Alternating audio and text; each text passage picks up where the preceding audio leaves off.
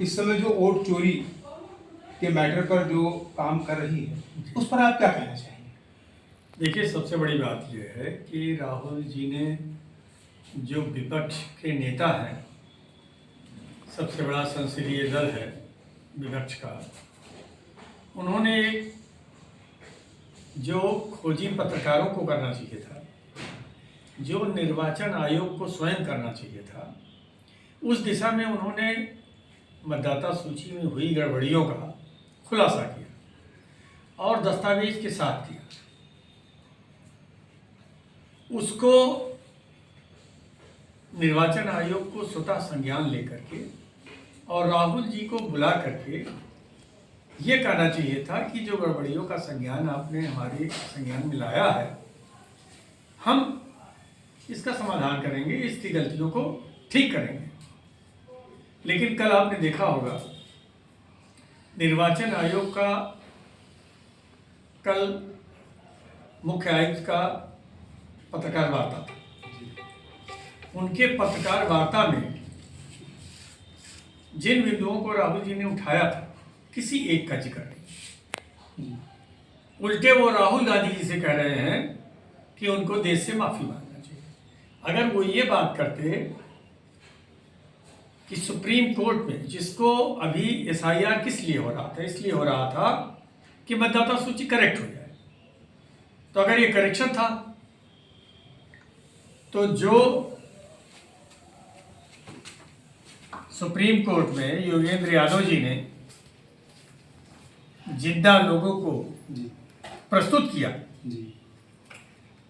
और जो निर्वाचन आयोग की मतदाता सूची में मुर्दा, जिसपे सरकार के वकील सॉलिसिटर जनरल कहते हैं कि यहां मजाक मत करिए, नौटंकी मत करिए, जिसपे सर्वोच्च न्यायालय के माननीय न्यायाधीश ने उनको फटकार लगाई।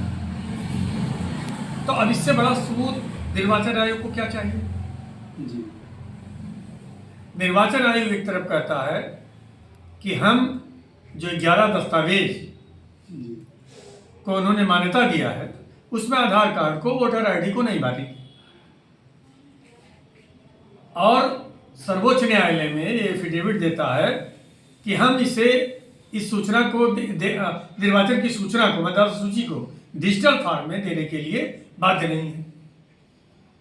सर्वोच्च न्यायालय आदेश करता है कि आपको डिजिटल फॉर्मेट में मतदाता सूची को आपको देना पड़ेगा और किन कारणों से किस मतदाता को मतदाता सूची से उसका नाम काटा गया है, उसको आपको दर्शाना पड़ेगा। मृतक है तो मृतक के प्रूफ चाहिए। अगर कोई दूसरी जगह चला गया है तो उसका बिल है कि नहीं है कि मैं कहाँ मतदाता रहना चाहता हूँ। मतदाता बनने का जो नियम है तो 6 महीने का, अगर हम 6 महीने कहीं निवास करते हैं और हमें ये लगता है हमें यही मतदान करना है तो हम वहाँ हो सकते हैं, तो उसका चॉइस होगा, बिल होगा।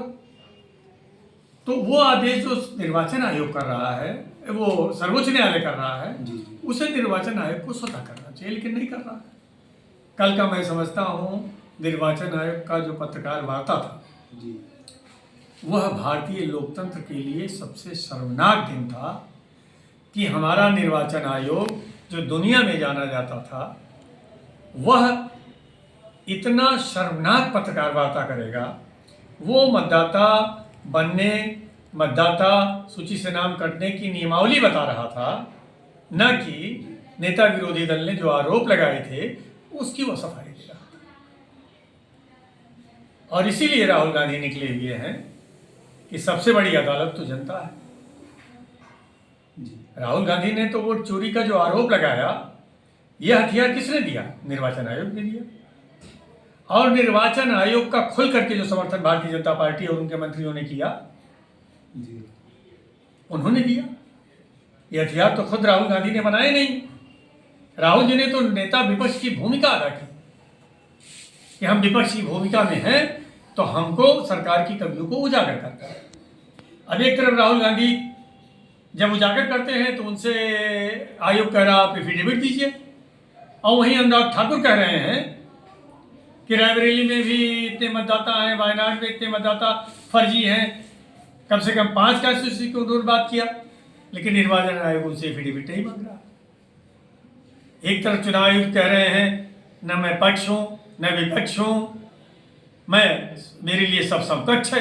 तो समकक्ष है तो अनुराग ठाकुर को नोटिस आप देते कि आपने जो आरोप लगाए हैं कि यहाँ मतदाता फर्जी हैं, तो आप भी एफिडेविट दीजिए। उनको कोई नोटिस नहीं गई है। राहुल जी को 3 नोटिस गई हुई है। तो मैं ये समझता हूं यह एक आज़ादी की लड़ाई गांधी ने लड़ा था और दूसरी आज़ादी की लड़ाई राहुल गांधी लड़ रहे हैं। और मैं तो ये कहूँगा देश भर की जनता से कि राहुल गांधी के साथ खड़े होकर के इस दूसरे की आज़ादी की लड़ाई के जंग को जीते।